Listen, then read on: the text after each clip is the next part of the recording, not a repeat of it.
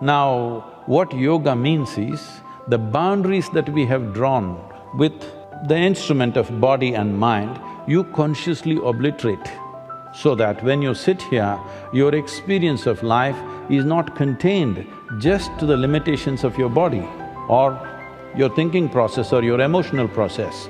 Your ability to experience life as a life, not as a body. Because if you experience this life as a body, this is me, that is you, there is no way to mix this. If you go as a mind or a thought process, this is me, that is you, no way to mix it up.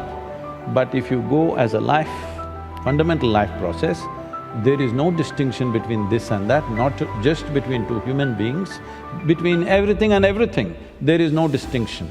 So the word yoga means union, that you consciously obliterated the boundaries of your individuality. That is why you know a sense of union. We are anyway in union with the existence. The problem is, it's not in our experience because we are too caught up with our individual experience. What yoga means is, you stretch the boundaries of your sensations. As there is a physical body, there is a sensory body. If your sensory body expands, let us say your sensory body became as large as this hall, then you will experience all these people as a part of yourself. As you experience the five fingers as yourself, you will experience all these people as yourself.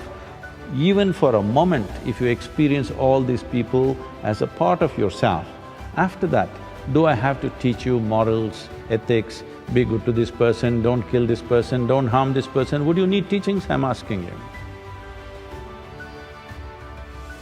This is what yoga means. It is not a teaching, it is not a philosophy, it is not an ideology. It is a technology of obliterating the boundaries of your individuality